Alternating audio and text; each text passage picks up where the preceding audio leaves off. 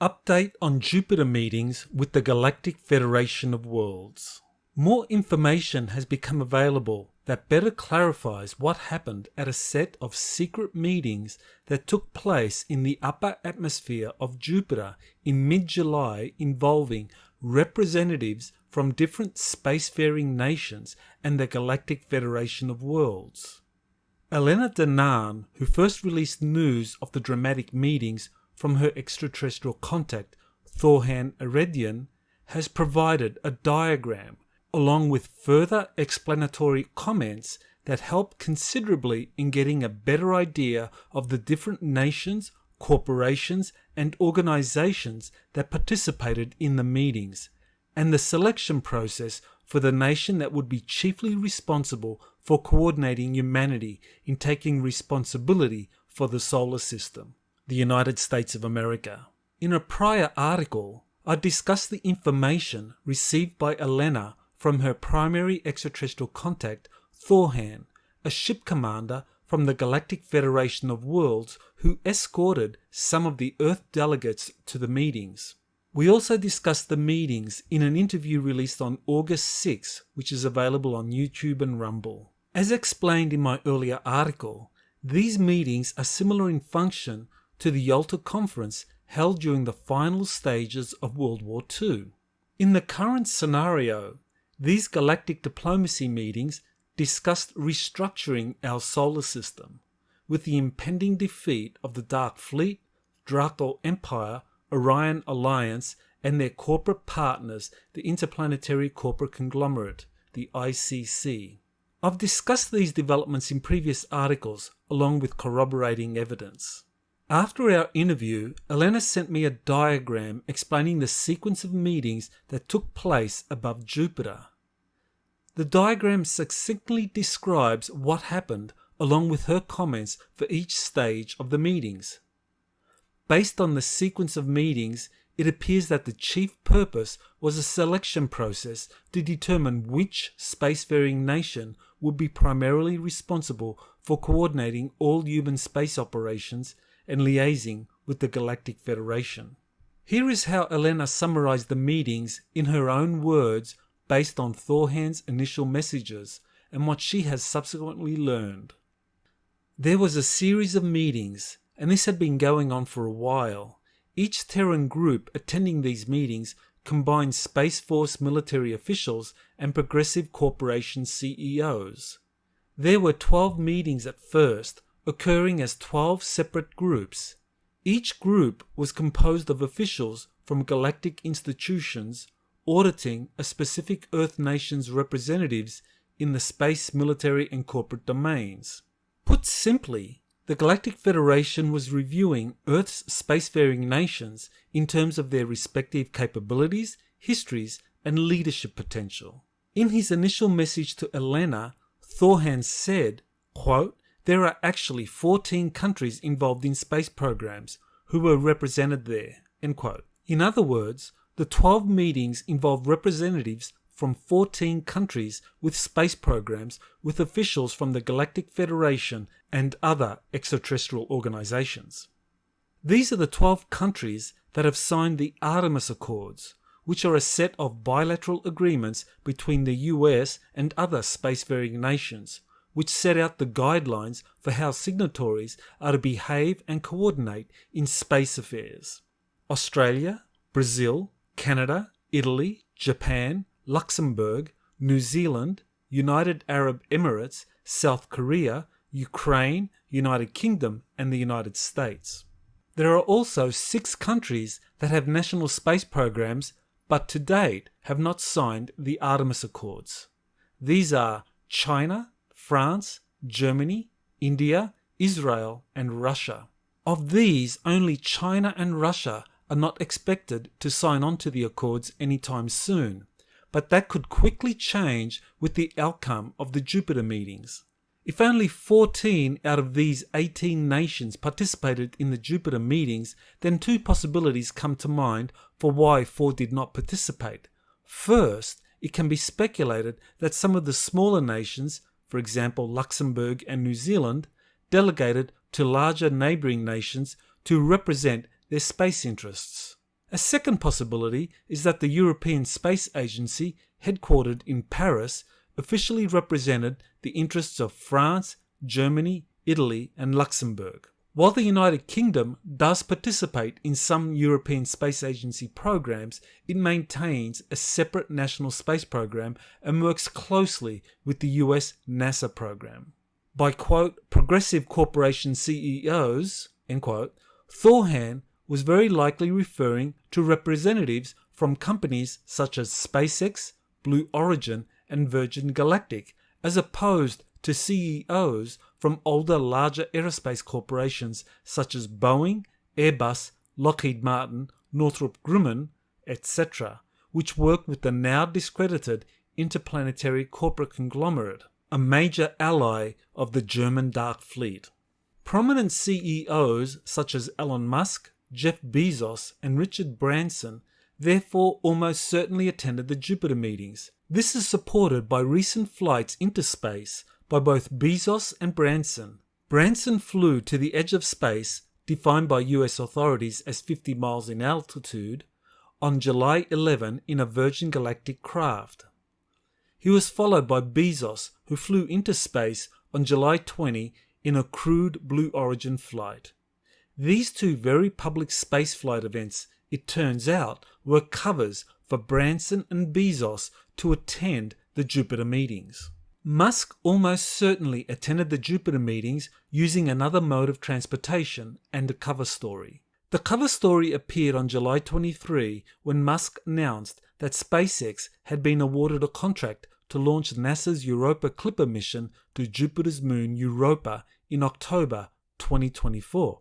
That means that around the same time Branson and Bezos were involved with their trips to the edge of space, Musk was working with NASA officials on an announcement concerning a future mission to Jupiter.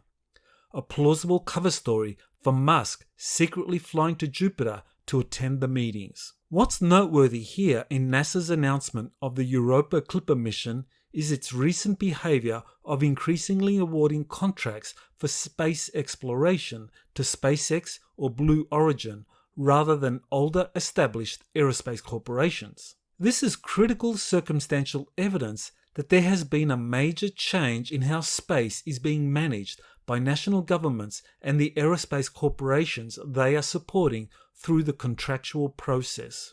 Elena went on to explain what happened after the initial set of 12 meetings. Quote, then 3 big meetings occurred.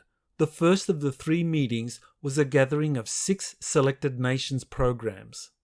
The second meeting gathered a selected group of 4 from this previous group of 6 to decide who would be best able to lead the group of 6. The third and final agreement was between the galactic representatives and the winning nation selected from the previous group of 4. End quote. Elena says that Thorhan was forbidden from identifying the different nations participating in the meetings. It can be speculated that the 6 nations that participated in the first of the 3 final meetings were those with the oldest and largest functioning national space programs. These are in order of their first satellite launches: Russia, the United States, France, Britain, China, and Japan. It should be noted that the first 5 nations from this group of 6 are all permanent members of the United Nations Security Council. Each has a long history of being deeply involved in Security Council decisions concerning international affairs.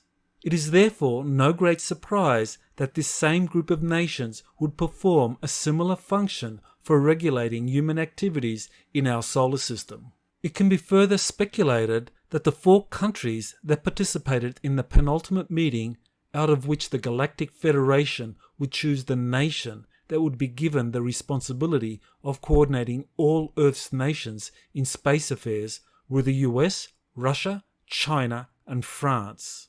From this group, the Galactic Federation chose the US as the nation with the most support from the total group of 14 nations and the CEOs of the space companies in attendance. Elena went on to give more details about the different galactic organizations that met with the 14 Earth delegations in choosing the leadership team that the Galactic Federation would coordinate with in the future. Quote, So the delegations of the Galactic Federation of Worlds, Council of Five, and Andromedan Council audited separately different Earth officials responsible for space forces and progressive corporations to determine safety zones and who would serve best the interests of the many. The Galactic Federation of Worlds only wants to work with a unified global civilization, not with a compound of different rival space forces playing power games. Thorhan said that there are actually 14 countries involved in space programs, but a top 6 have programs that were recognized by the Galactic Federation of Worlds as most progressive and durable, and fit to join forces with them. The 8 remaining others were in for commercial accords benefiting the many. Thorhan was also speaking about a horizontal coalition of these top 6 coming up as a unified space department under the leadership of the US. End quote. What makes the scenario described by Elena and Thorhan credible is that it is consistent with what is known about the Artemis Accords, which are growing in popularity among spacefaring nations. This growing space alliance is organized around the US at its core. In contrast, an attempt by Russia and China to promote a rival international space coalition through their joint International Lunar Research Station initiative has gathered no support. It's therefore very understandable why the Galactic Federation and affiliated galactic organizations, Andromeda Council and Council of Five, would choose the US as the go-to nation for future collaboration between the Federation and the rest of humanity. Finally, Elena drew a graphic of what Thorhan saw departing after the penultimate meeting. 3 spacecraft were seen carrying the unsuccessful delegates of the nations not chosen to lead the Earth in future coordination with the Galactic Federation. Elena says that 2 of the craft carried the Russian and Chinese delegations that were unhappy with the outcome. The 3rd craft, according to Elena and my speculation, carried the French delegation. The cigar-shaped craft presumably belonged to the US Navy's Solar Warden space program. In conclusion, there is significant circumstantial evidence that the Jupiter meetings happened in mid-July involving 14 nations and CEOs of relatively new aerospace companies. First, the number of nations in attendance, 14, is close to the number of known spacefaring nations, 18. Second, the flights to the edge of space by Richard Branson and Jeff Bezos were very likely cover stories for them physically attending the Jupiter meetings. Third, Musk's announcement of SpaceX's selection to launch the 2024 Europa Clipper mission shows that Jupiter was very much on his mind during the meetings. Finally, the growing acceptance of the Artemis Accords by leading spacefaring nations, with the exceptions of China and Russia, makes it very plausible that the Galactic Federation chose the USA as the go-to nation for future communications and coordination in deep space. This has been Dr. M.SALLA with Exopolitics Today. On September 11, I'll be holding my next webinar titled Our Star Trek Future, and in it I'll be discussing in great detail a lot of the data that I've been covering in this and previous articles concerning the Artemis Accords, the Galactic Federation, and secret space programs. In particular, I'll be focusing on a 2019 Space Futures workshop that proposed a Star Trek future as the optimal scenario for the US and its allied space nations. This is an important backdrop for understanding what really was intended with the Artemis Accords and what we are now witnessing happening as a result of the Jupiter meetings. For more details on the webinar, please visit exopolitics.org. Thank you for listening, and don't forget to subscribe on your favorite podcast platform.